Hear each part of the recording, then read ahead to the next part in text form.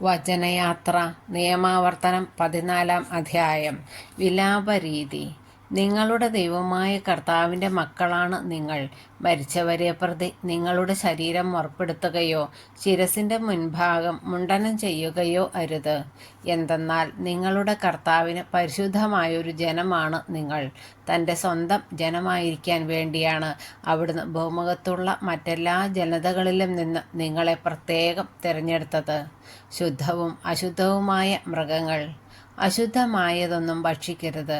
നിങ്ങൾക്ക് ഭക്ഷിക്കാവുന്ന മൃഗങ്ങൾ ഇവയാണ്: കാള, ചെമ്മരിയാട്, കോലാട്, പുള്ളിമാൻ, കലമാൻ, കടമാൻ, കാട്ടാട്, ചെറുമാൻ, കവരിമാൻ, മലയാട്.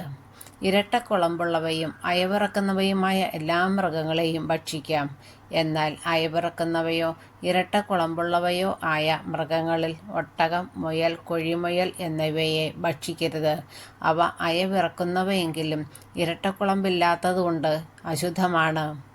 പന്നി ഇരട്ടക്കുളമ്പുള്ളതാണെങ്കിലും അയവിറക്കാത്തതാകയാൽ അശുദ്ധമാണ്. അതിൻ്റെ മാംസം ഭക്ഷിക്കുകയോ അതിൻ്റെ ശവം സ്പർശിക്കുകയോ അരുത്. ജലജീവികളിൽ ചിറകും ചെതുമ്പലും ഉള്ളവയെല്ലാം നിങ്ങൾക്ക് ഭക്ഷിക്കാം. എന്നാൽ ചിറകും ചെതുമ്പലും ഇല്ലാത്തവയെ ഭക്ഷിക്കരുത്, അവ അശുദ്ധമാണ്. ശുദ്ധിയുള്ള എല്ലാ പക്ഷികളെയും ഭക്ഷിച്ചുകൊള്ളുവിൻ.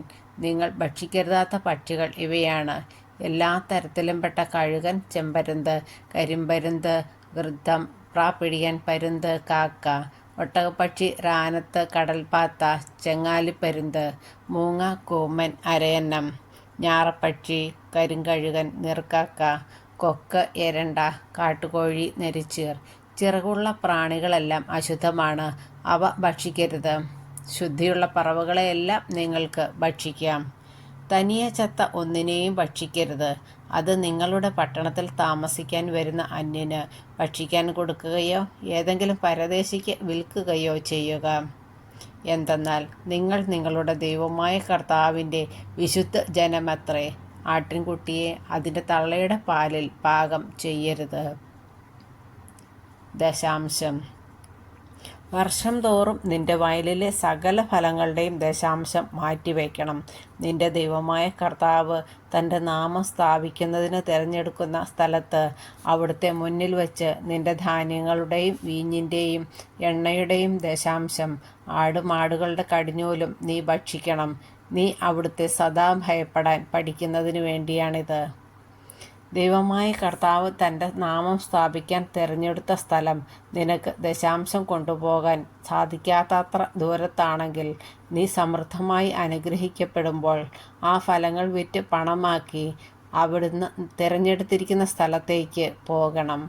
അവിടെ വെച്ച് ആ പണം കൊണ്ട് നിനക്കിഷ്ടമുള്ള കാളയോ ആടുകളോ വീഞ്ഞോ ശക്തിയുള്ള ലഹരി പാനീയമോ മറ്റെന്തെങ്കിലും വാങ്ങാം. നിന്റെ ദൈവമായ കർത്താവിൻ്റെ മുൻപിൽ വച്ച് ഭക്ഷിച്ച് നീയും നിന്റെ കുടുംബാംഗങ്ങളും ആഹ്ലാദിക്കുവിൻ. നിന്റെ പട്ടണത്തിൽ താമസിക്കുന്ന ലേവ്യരെ അവഗണിക്കരുത്. എന്തെന്നാൽ നിനക്കുള്ളതുപോലെ ഓഹരിയോ അവകാശമോ അവർക്കില്ല. ഓരോ 3-ാം വർഷത്തിൻ്റെയും അവസാനം ആ കൊല്ലം നിനക്ക് ലഭിച്ച ഫലങ്ങളുടെയെല്ലാം ദശാംശം കൊണ്ടുവന്ന് നിന്റെ പട്ടണത്തിൽ സൂക്ഷിക്കണം. നിന്റെ പട്ടണത്തിൽ താമസിക്കുന്ന നിനക്കുള്ളതുപോലെ ഓഹരിയും അവകാശവുമില്ലാത്ത ലേവ്യരും പരദേശികളും അനാഥരും വിധവകളും വന്ന് അവ ഭക്ഷിച്ച് തൃപ്തിയടയട്ടെ. അപ്പോൾ നിന്റെ ദൈവമായ കർത്താവ് എല്ലാ പ്രവൃത്തികളിലും നിന്നെ അനുഗ്രഹിക്കും.